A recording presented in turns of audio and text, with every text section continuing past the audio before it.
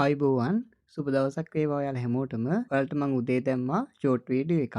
ඒකෙදි මම ඔයාලට කිව්වා රුපියල් 10000කින් මිලියනයක් හොයන්න පුළුවන්ද කියලා වීඩියෝ එකක් අද හවසට දානවා කියලා. සෝෂල් මීඩියා වල ගොඩක් දෙනා කියනවා රුපියල් 10000ක් දාලා මිලියනයක් කරන්න පුළුවන් කියලා. හැබැයි අද වීඩියෝ එකේදී ඔයාලට දැනගන්න ලැබෙයි ඒ විදිහට ඇත්තටම රුපියල් 10000ක් මිලියනයක් කරන්න පුළුවන්ද කියලා. අපි එහෙනම් වීඩියෝ එකත් එක්ක එකතු වෙමු. ඇත්තටම රුපියල් 10000ක් දාලා ෂෙයා මාකට් එකෙන් ලක්ෂ ගණන් මිලියන ගණන් හොයන්න පුළුවන්ද කියලා හිතනවා නම් ඔයාට හිතන්න වෙනවා මෙන්න මේ දේවල් තුන ගැන.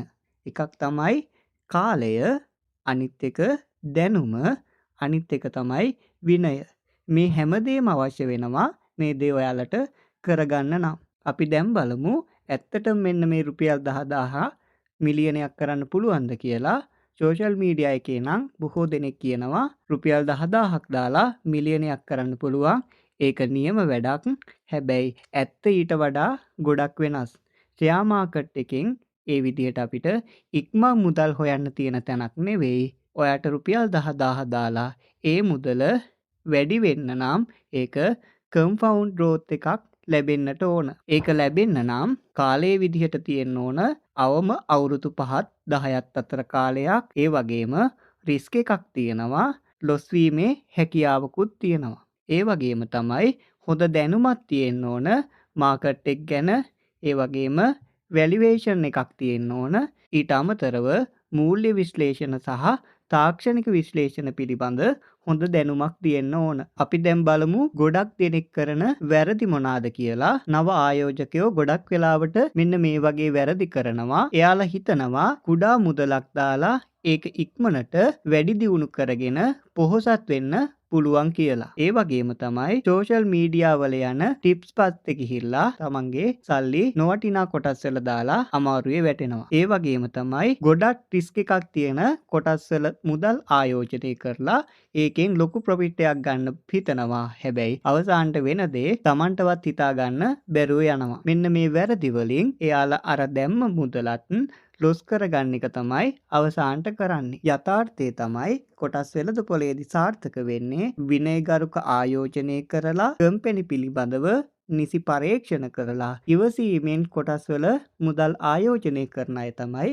අවසානයේදී කොටස් වෙළඳපොලෙන් සාර්ථක වෙන්නේ. අපි දැන් බලමු මෙන්න මේ රුපියල් 10000 වර්ධනය කරගන්නේ කොහොමද කියලා. මෙන්න මේ රුපියල් 10000 වර්ධනය කරගන්න නම් මෙන්න මේ පියවරවල් ටික අනුගමනය කරන්න ඕන. පළවෙනි දේ තමයි විවිධාංගීකරණය වූ ආයෝජන කලබක් තමන් ගාව තියෙන්න ඕන. ඒකෙදි එක කම්පැනි එක නැතුව කම්පැනි කිහිපයක ආයෝජනය කරන්න ඕන. ඒ වගේම තමයි සෙක්ටර් අනුව ආයෝජනය කිරීම සිදු කරන්න ඕන. දෙවැනි දේ තමයි දිගුකාලීන දැක්මක් තියෙන්න ඕන. ඒකෙදි කෙටි කාලීනව ලාභ අපේක්ෂාව නෙවෙයි දීර්ඝකාලීන ලාභ අපේක්ෂාවෙන් ආයෝජනය කරන්න ඕන. තුන්වෙනි දේ තමයි කොටස් වෙළඳපොළ පිළිබඳව මූලික දැනුම තියෙන්න ඕන. ඒකෙදි PE රේෂියෝ පිළිබඳ දැනුම, EPS එක, net asset value එක පිළිබඳව, ඒ වගේම වර්ධන අනුපාත පිළිබඳ හොඳ දැනුමක් තියෙන්න ඕන ආයෝජකයා සතුව. ඊළඟ දේ තමයි එක එක්කෙනා කියන ඒව මත කොටස් මිලදී ගැනීම සහ විකිණීමට නොයා යුතුයි. අපි කොටස් වෙළඳපොළ ගැන ඉගෙනගෙන එක එක්කෙනා කියන ඉඟිපස්සේ නොයා කොටස් වල ආයෝජනය කරන්න ඕන. පස්වෙනි දේ තමයි ඔයාලා ලබන ලාභයත් නැවත ආයෝජනය කරන්න ඕන. ඒකෙදි තමන් රුපියල් 10000ක් දාලා ඒකේ ලාභය තමන් සතු කරගන්න හොඳ නෑ. ඒ ලාභයත් නැවත ඉන්වෙස්ට් කරන්න ඕන.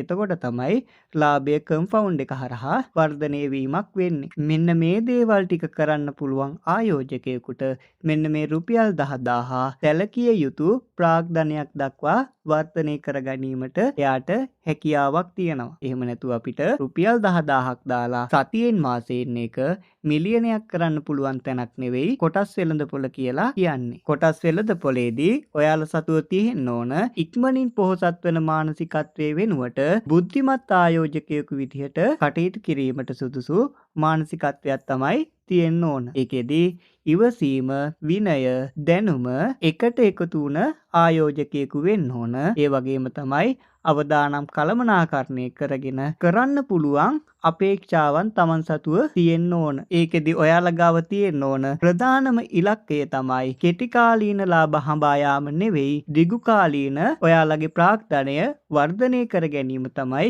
ඔයාලා ගාව තියෙන්න ඕන. අපි අද ඉගෙන ගත්ත දේවල් සාරාංශගත කරගමු. ඒකෙදි 10000ක් දාලා ඔයාලා ඒකින් ක්ෂණිකව මිලියනයක් ගන්න බලාපොරොත්තු වෙන්න එපා. ඒක කිරීමට අපහසු දෙයක්. ඇත්ත තමයි කාලය, දැනුම, විනය මත ඔයාලගේ දිගුකාලීන සැලැස්මක් සහ නිසි පරීක්ෂණ එක්ක ක්‍රමානුකූලව ඔයාලගේ ධනය වර්ධනය කර ගැනීමට හැකි වෙනවා. එහෙනම් ඔයාලා මතක තියාගන්න කොටස් වෙළඳපොලේදී 10000 මිලියනේ නෙවෙයි මිලියන 100ක් වුණත් කරන්න පුළුවන්. හැබැයි අපි ගාව තියෙන්න ඕනි කාලය, දැනුම සහ හොඳ විනයක් ඇතුව කොටස් වෙළඳපොලේ ආයෝජනය කරන්න ඕන.